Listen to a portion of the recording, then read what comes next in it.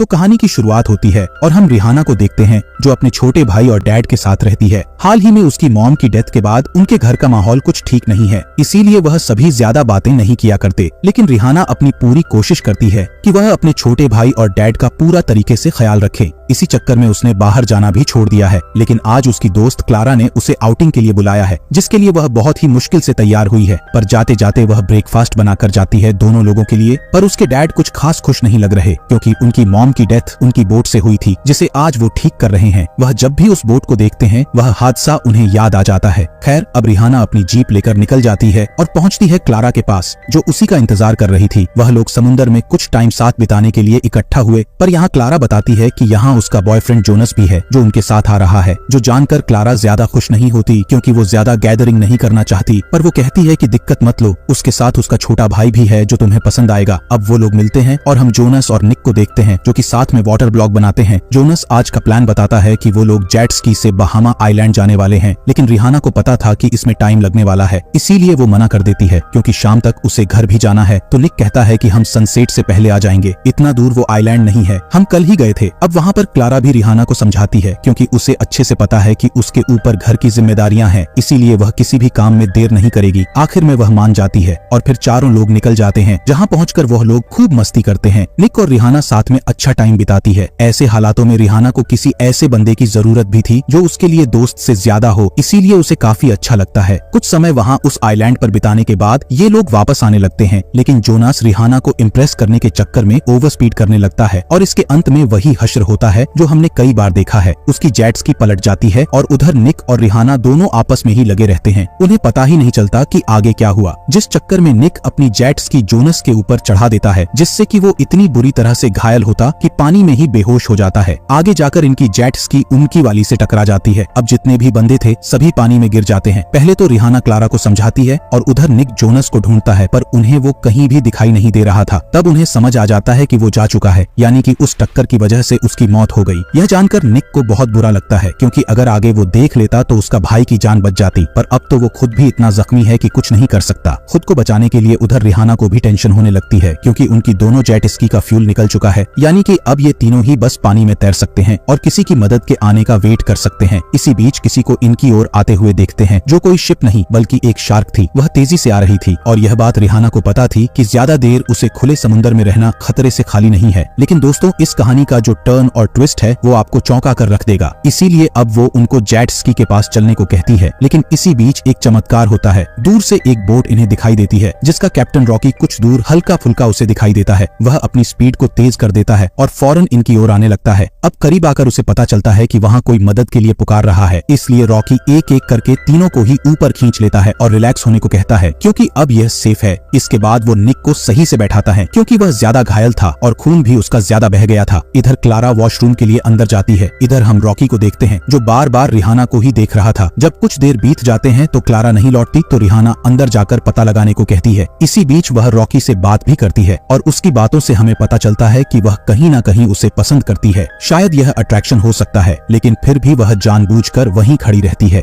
Rocky जो कि कुछ केमिकल कॉटन पर लगा रहा था, शायद यह निक के लिए होगा, लेकिन कुछ ही देर बाद वो उसका इस्तेमाल रिहाना पर करता है। वह उसे बेहोश कर देता है। अब यहाँ से ये कहानी काफी इंटरेस्टिंग हो जाती है। जब रिहाना बेहोश हो जाती है तो रॉकी उसे शिप के पीछे वाले हिस्से में बने एक कंटेनर में बंद कर देता है और ऊपर से उसे लॉक कर देता है, लेकिन उसने निक को वहीं छोड़ दिया। शायद उसे लड़कों की जरूरत नहीं है। अब यह बात निक के लिए अच्छी भी है और बुरी भी। मैं ऐसा क्यों बोल रहा हूँ ये आपको कुछ ही देर में पता लग जाएगा। 2 घंटे के बाद जब रिहाना की आंख खुलती है, खुद को ऐसी जगह पर बंधा पाकर बहुत ही ज्यादा डर गई थी। वहाँ क्लारा भी उठ गई थी, जिससे उसी कंटेनर की एक लकड़ी के टुकड़े पर हेल्प में लिखा हुआ था। वो पूरी जगह किसी चैम्बर जैसी लग रही थी, जिससे बाहर निकलने का बस एक ही रास्ता था, जो कि अभी बंद है। जो भी इन्हें मैट्रेस दी हुई थी उन पर खून के निशान थे और ढेरों लड़कियों के बाल थे जो शायद टूट कर गिरे होंगे। यहाँ पर यह सब दोनों बहुत ज्यादा डर जाते और सोचती है कि आखिर वह यहाँ आई क्यों। लेकिन जो होना था वह तो हो गया। अब इन्हें यहाँ से बाहर कैसे निकलना है यह सोचना होगा, क्योंकि जितने दिन ये यहाँ पर बिताएंगे उतना ही खतरा बढ़ता जाएगा। अगली सुबह रॉकी ऊपर का गेट खोलता और इन्हें खाने को जिंदा सड़ी हुई मछलियाँ देता है, पर रिहाना उसे भीख मांगती है है कि उसे जाने दो क्योंकि उसके पास एक छोटा भाई है जो घर पर अकेला है। लेकिन रॉकी कहता है कि अगर उसने यहाँ से भागने की जरा भी कोशिश करी तो वह उसको मारकर फिर उसके टुकड़े करके मछलियों को खिला देगा। ये बोलकर वह फिर उस काल कोठरी के गेट को लॉक कर देता है। इसके बाद वह अपने कामों में लग जाता है, जैसे कि जिंदा ही मछलियों को खाना, गाना सुनना, स्मोक करना। फिर इस बीच हम एक चीज नोटिस करते हैं, वह किसी से वॉकी टॉकी पर बात कर रहा है बीच बीच में, जिसका मतलब है कि यहाँ पर कोई आने वाला है। पर वह कौन है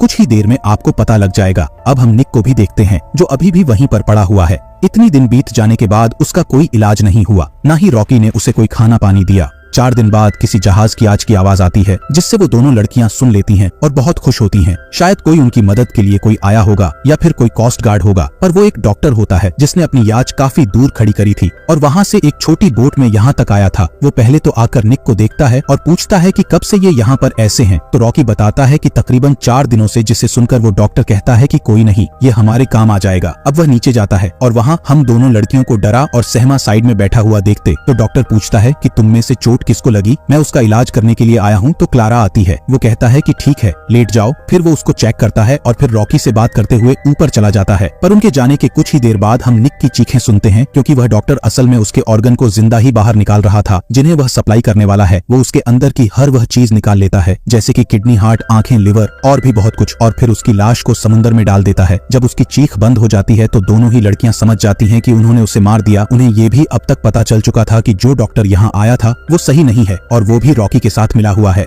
इसके बाद हम डॉक्टर और रॉकी को बात करते हुए सुनते हैं जिसमें वो कहता है कि दूसरी वाली लड़की घायल है जिसको हम यहीं खत्म कर देंगे, पर जो ठीक है उसको मैं अपने साथ ले जाऊंगा क्योंकि मेरे पास एक क्लाइंट है जिसके बेटे को फ्रेश यंग किडनी की जरूरत है, जिसके बदले में हमें अच्छे पैसे मिल जाएंगे। अब रॉकी मान जाता है क्योंकि यही तो वो उसके लिए सालों से करता हुआ आ रहा है, समुद्र में फंसे लोगों को बचाना और फिर उन्हीं के ऑर्गन को बेचकर पैसे कमाना। अब कुछ देर बाद वह डॉक्टर को लेकर फिर से नीचे जाता है और इस बारी वह क्लारा को लेकर ऊपर आता है, लेकिन उन्हें ऐसा करने से रिहाना रोकती है। पर रॉकी उसे वहीं मारकर बेहोश कर देता है, जिसके बाद वह दोनों उसे लेकर ऊपर आ जाते हैं। जब घंटों के बाद रिहाना को होश आता है तो उसे क्लारा की चीखें सुनाई दे रही थी, यानी कि अभी वह जिंदा है, जो कि सच भी था। उन्होंने अभी उसके ऑर्गन नहीं निकाले थे, इसीलिए रिहाना को कुछ बहुत ही जल्दी करना होगा। इस बीच वह नोटिस करती है कि उस कंटेनर में एक एग्जॉस्ट फैन लगा हुआ है जो कि दिन में चल रहा था पर अभी बंद कर दिया गया है। अगर वो उसे बाहर की ओर धक्का देगी तो वह होल खुल जाएगा और वो ऐसा ही करती है। वो पूरी ताकत से उसे धक्का देना शुरू करती है। यहाँ रिहाना उस होल से बाहर आ जाती है और धीरे धीरे करके ऊपर आ जाती है, जहाँ वह देख लेती है कि डॉक्टर ने अपना काम शुरू कर दिया है। पर इतने में वहाँ पर रॉकी आ जाता है, इसीलिए वह नीचे इंजन रूम तक पहुँच जाती है जहाँ उसे फिशिंग एरो मिलती है जिसे वह उठा लेती है और रॉकी के जाने के बाद वह एरो लेकर पहुँचती है और डॉक्टर की ओर कर देती है, जिसको देखकर वह खुद हैरान हो जाता है क्योंकि अभी तक किसी भी लड़की में इतनी हिम्मत नहीं थी कि वह यहाँ तक पहुँच सके। इसीलिए वह उसे अपनी बातों में फंसाने लगता है, लेकिन इतने में रिहाना एरो चला देती है जो जाकर उसको लगती है, पर वह फिर भी मरा नहीं था। उल्टा वह रिहाना के ऊपर हमला करने लगता है। पर इस दौरान रिहाना ने क्लारा की रस्सी को खोल दिया था, जो बात डॉक्टर को पता नहीं चलती, और इसी का फायदा उठाकर क्लारा पहले तो खुद को आजाद करती है और फिर एक चाकू से उसके गर्दन पर कई सारे वार करके उसे वहीं मार डालती है। अब ये दोनों वहाँ से बाहर जाने का रास्ता ढूंढने लगते हैं और अभी तक रॉकी को इन सब के बारे में कोई जानकारी नहीं थी, इसीलिए वो यहाँ तक आया ही नहीं था। लेकिन वहाँ रिहाना को पता है कि डॉक्टर एक याच से यहाँ आया है, वो कहाँ पर खड़ी है, इसीलिए वो दोनों पानी में कूद जाती हैं। और उधर रॉकी जब कुछ देर बाद ऊपर आता है तो सब कुछ इधर उधर बिखरा पड़ा था, जिसे देखकर वो समझ जाता है कि जरूर कुछ गड़बड़ है। तभी उसे डॉक्टर की लाश भी दिख जाती है, इसीलिए वह फौरन ऊपर जाता है।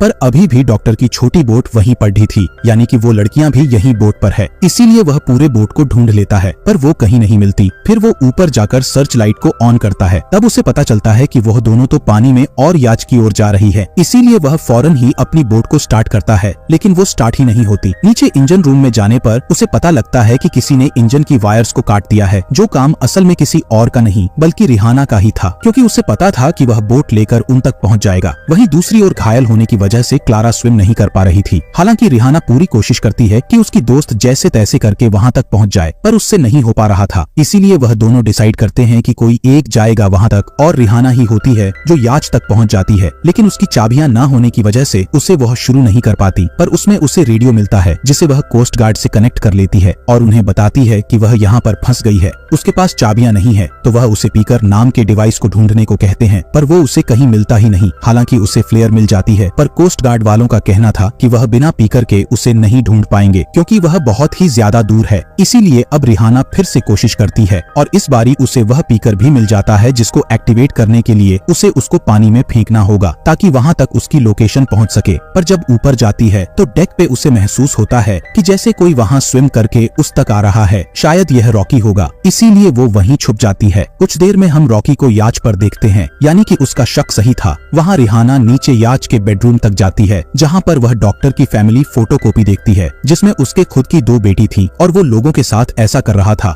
इसी बीच जब वो ऊपर आती है तो उसे रॉकी पकड़ लेता है और पेट में चाकू मार देता है जिससे कि रिहाना वहीं गिर जाती है। पर यहाँ वह रॉकी को मैनिपुलेट करके ऐसा उसे दिखाने की कोशिश करती है जैसे कि वह उसे किस करना चाह रही हो। जैसे ही वह उसके करीब आता है वह उसके मुंह पर फ्लेयर छोड़ देती है और इस चीज से वह तड़पना शुरू हो जाता है और वहीं गिर जाता है। रिहाना खुद को घसीटते हुए दर्द में कराते हुए किनारे के करीब आती है। पीकर को पानी में फेंकने की कोशिश करती है पर वह वहीं किनारे पर ही अटक जाता है। इतने में रिहाना भी बेहोश हो जाती है, लेकिन जिसको जिंदा रहना होता है वह किसी भी हाल में जिंदा रह जाता है। रात भर वेव्स की वजह से वो याच हिलती डुल रहती है जिसकी वजह से पीकर खिसक खिसक के पानी में गिर जाता है और एक्टिवेट हो जाता है। और इस वजह से सुबह होने पर हम वहाँ पर एक कोस्ट गार्ड बोट को देखते हैं जो आकर रिहाना को बचा लेते हैं। उन्हें रॉकी की भी लाश मिलती है। इन दोनों को लेकर वह जाने ही वाले होते हैं कि उन्हें समुंदर में तैरती हुई क्लारा भी दिख जाती है जो अभी भी जिंदा थी, जिसे ये लोग फौरन ऊपर लाते हैं। पर वह बहुत ज्यादा रो रही थी क्योंकि उनके साथ ऐसा कुछ हो जाएगा उसे कभी सोचा भी नहीं था। अब सब कुछ खत्म सा हो गया है। और रिहाना का क्या, अभी तो उसकी मॉम की डेथ के सदमे में वह बाहर आ भी नहीं पाई थी और अब वो कब इन सब से बाहर निकलेगी। दोनों दोस्तों को सही सलामत किनारे पर लाया जाता है जहाँ वह एक दूसरे को देखकर स्माइल करती और इसके साथ कहानी खत्म हो जाती।